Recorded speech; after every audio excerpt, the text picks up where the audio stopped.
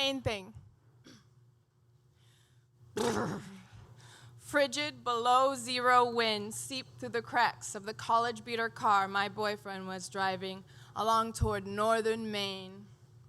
I was in my early 20s, in the early 90s, raised in Minneapolis on classical music and math game challenges around a smooth walnut wood table from Sweden after formal-style meals. Headed to his hometown of 62 people in the woods. He had described it with a goofy sparkle in his eye many times. I enjoyed nature. Through parks, walks, camps. He had grown up practically in the outdoors, harvesting potatoes, building log cabins to help his granddad earn deer meat for supper, relying on the garden for fresh vegetables. Folk music in French, is that all we can find up here? I joked. Yup, my boyfriend chuckled, turning the radio dial. Do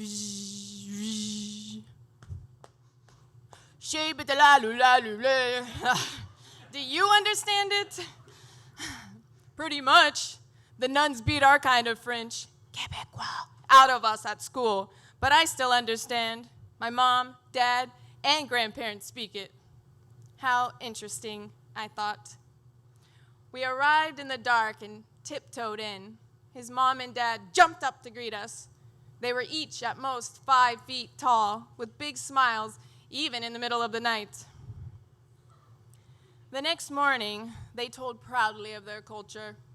It's Acadian up there, mix of Eastern Canada, Nova Scotia, Anne of Green Gables, winter survival, and a whole lot of family stories. That evening, ham, beans, turnips, salted scallions, red hot dogs filled the well-worn Formica dinner table, all made with love by Mom. I watched her operate. I saw that she had energy. She told stories of growing up with 10 siblings in a 2-bedroom house with no indoor plumbing. She had mastered the art of, quote, unquote, nothing, of making nothing and do everything special. It's like she could make a penny feel like $1,000,000. Growing up in Minnesota, niceness and small talk were the norm. How's the weather? Was the big opening line in our household, and we had a lot of rules about manners. On the second night there, I could see that the main thing here was plain old being together. I was a vegetarian at the time. At our second meal, his dad blurted, "Hey, eat some meat. Is something wrong? Are you okay?" "No way, not me. You can't make me," I blurted back. You would think that this would make for a tense moment. It would have back at my childhood meals, but here, everyone laughed.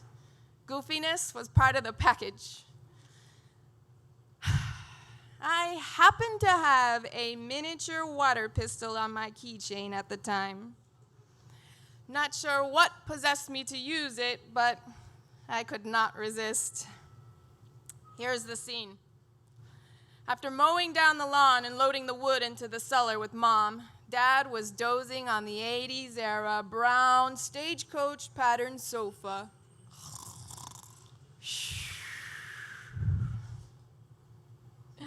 I tiptoed to the sink and filled up my pistol. I squirted it right back on the back of his rugged bald head and stepped back like nothing happened.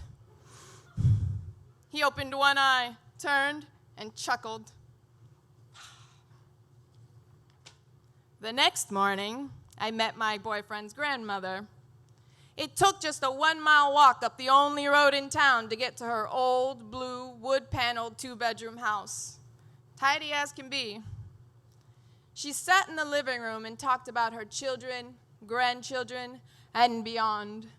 Positive energy emanated from her body, despite a fragile appearance. While everyone was chatting in the kitchen area, I sat quietly with Grandma May in the living room space.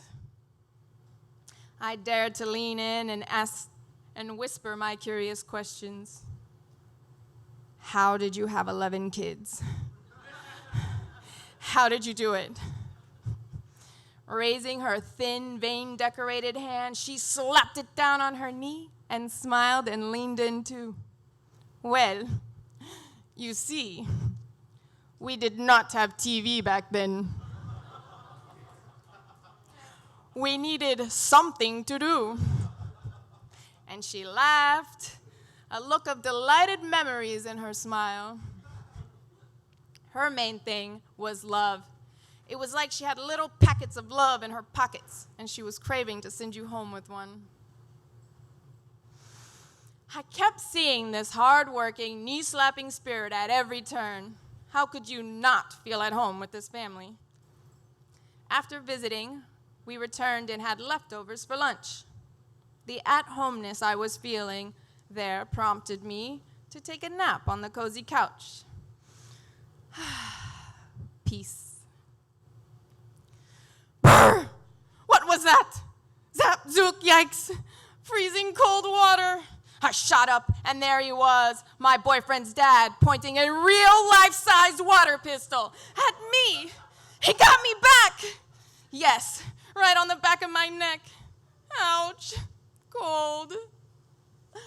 It turns out my boyfriend's dad kept a water pistol in the fridge to ward off critters.